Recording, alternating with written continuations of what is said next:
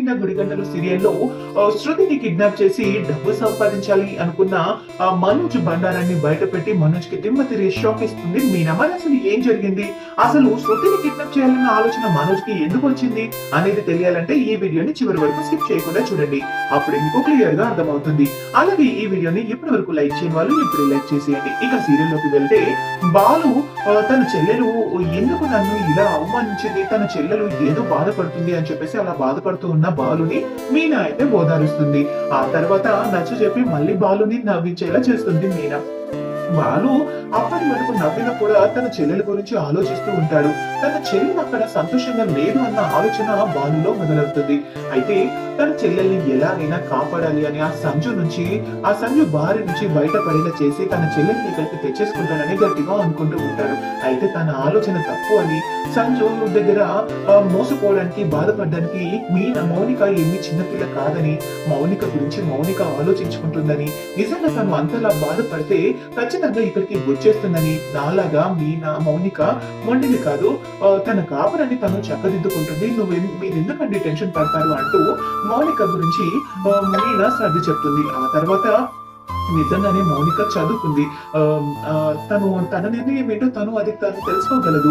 నేను నిజంగానే మౌనిక గురించి ఎక్కువగా ఆలోచిస్తున్నానా, తను నా చెల్లెలు కాబట్టి నేను మౌనిక గురించి ఎక్కువగా ఆలోచిస్తూ ఎక్కువగా బాధపడుతున్నానేమో, నిజంగా ఏదైనా ప్రాబ్లం ఏమన్నా ఉంటుందా, నేనే నిజంగా ఎక్కువగా ఆలోచిస్తున్నానేమో, ఇక ఆలోచనని వదిలిపెట్టి నేను నా వర్క్ మీద కాన్సన్ట్రేషన్ చేయాలి అని చెప్పేసి తను తెచ్చుకున్న రెండో కారుకు తన ఫ్రెండ్ ని మొత్తం తన ఫ్రెండ్కి రెంట్కి ఇస్తున్నానని చెప్పేసి ఆ కార్ కీస్ తన ఫ్రెండ్కి తన తండ్రి చేత ఇప్పిస్తాడు. ఆ తర్వాత ఏదో పెద్ద సెకండ్ హ్యాండ్ కార్ పెట్టేసి పెద్ద బిజినెస్ మ్యాన్ అయినట్టు బిల్డప్ ఇస్తున్నాడు అంటూ అనగానే మీను కూడా ఏ మాత్రము ఊరుకోకుండా మనోజ్ కి అయితే బాగానే షాక్ ఇస్తుంది. మరి ఇలా కాకపోతే మరి ఎలా అవుతారు గొప్ప వాళ్ళు, మరదలి డబ్బు నగలు ఒక ఆడపిల్ల తన తమ్ముడి భార్య నగలు అమ్ముకొని మింగితే వచ్చేస్తుందా అంత బిజినెస్ మ్యాన్ అనే పేరు, లేకపోతే గుడిలో అడుగు తింటే వస్తుందా అంటూ మనోజ్ చేసిన వారి పాపాలన్నీ కూడా లిస్ట్ బయట పెట్టేస్తుంది మీనా. ఇక తర్వాత మీనా అలా చెప్పగానే చాలా అవమానంగా ఫీల్ అవుతుంది రోహిణి ఇంకా ప్రభావతి. నోర్మై, నువ్వు ప్రతిసారి అలాంటివన్నీ గుర్తు చేసి వాడిని బాధ పెట్టావంటే మర్యాదగా ఉండదు, అసలు ఏంటి నీ దౌర్జన్యం అంటూ మళ్ళీ మీనా మీద ఎగురుతూ ఉంటుంది ప్రభావతి. ఇక ప్రభావతి అలా ఎగురుతూ ఉంటే సత్యం అయితే కోపం వస్తుంది. సత్యం కూడా బాగానే క్లాస్ పెడతాడు. ఇక తర్వాత అదంతా అయిపోయిన తర్వాత ఎవరి పని వాళ్ళు చూసుకుంటారు.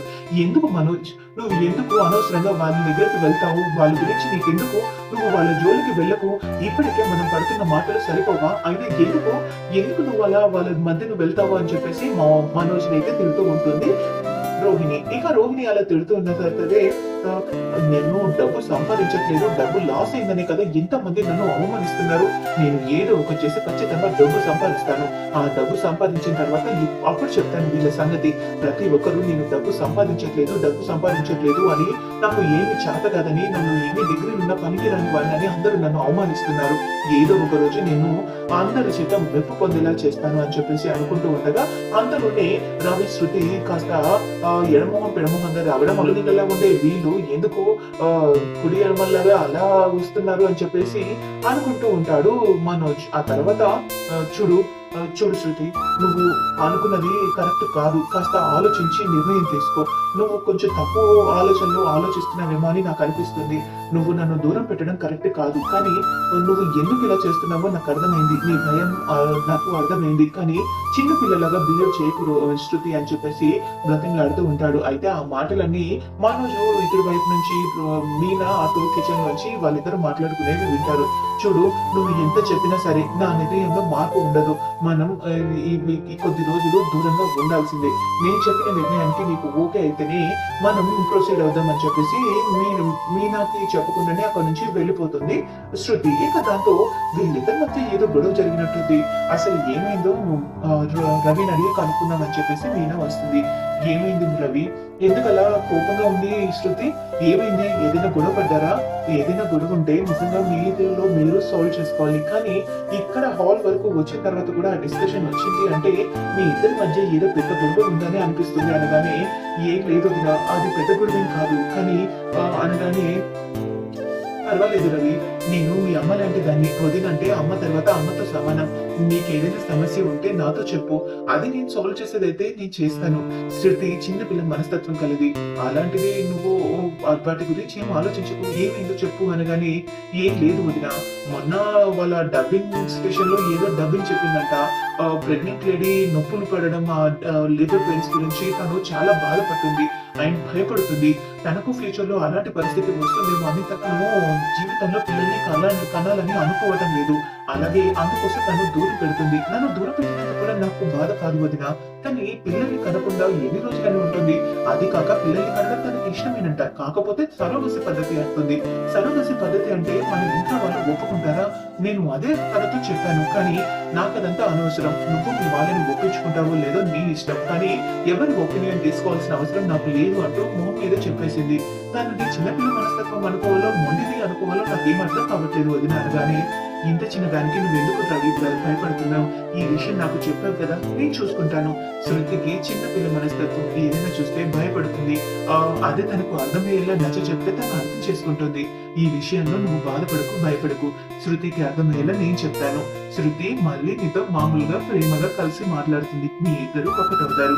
మీ ఇద్దరికి 12 బిడ్డ కూడా పుడుతుంది అని చెప్పేసి అనగానే, నిజంగా నీ నోటి దయ వల్ల అలా జరిగితే బాగుంటుంది వదిన.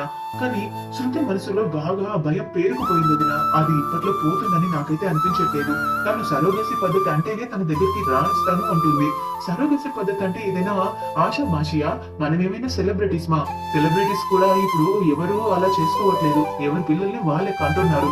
కానీ ఆ విషయం శృతికి ఎందుకు అర్థం కావట్లేదో నాకైతే అర్థం కావట్లేదు అనగానే, చెప్పాను కదా రవి, తనది చిన్న పిల్ల మనస్తత్వం, నువ్వు అవేమి ఆలోచించకు. అలా టిఫిన్ చేశాను, తినేసి వెళ్తూ అనగానే, శృతి కూడా తినలేదు వదిన అనగానే, శృతికి నేను తీసుకువెళ్తాలే, నువ్వేం టెన్షన్ పడకు అని చెప్పేసి అనగానే, ఇక తర్వాత శృతి నిజంగానే సరోగసి పద్ధతి అంటే చాలా డబ్బులు కావాలి. ఆ డబ్బులు మేము ఇలాగో పెట్టలేము. కానీ వాళ్ళ అమ్మ వాళ్ళు పెట్టొచ్చు కదా.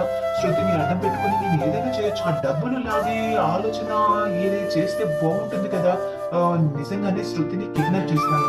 శృతిని కిడ్నాప్ చేసి వాళ్ళ అమ్మ నాన్నల దగ్గర డబ్బులు వసూలు చేస్తాను అని చెప్పేసి అనుకుంటూ ఉంటాడు మనోజ్.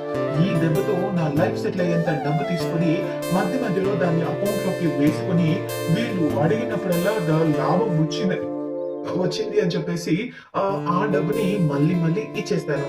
ఇక ఈ దెబ్బతో నేను లాస్ లో ఉన్నానని తెలీదు.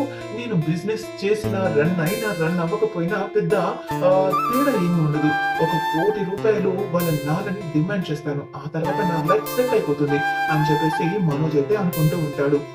అయితే దానికోసం అక్కడ స్టూడియోకి వెళ్ళిన శృతిని కిడ్నాప్ చేయాలని గట్టిగా అనుకుంటాడు.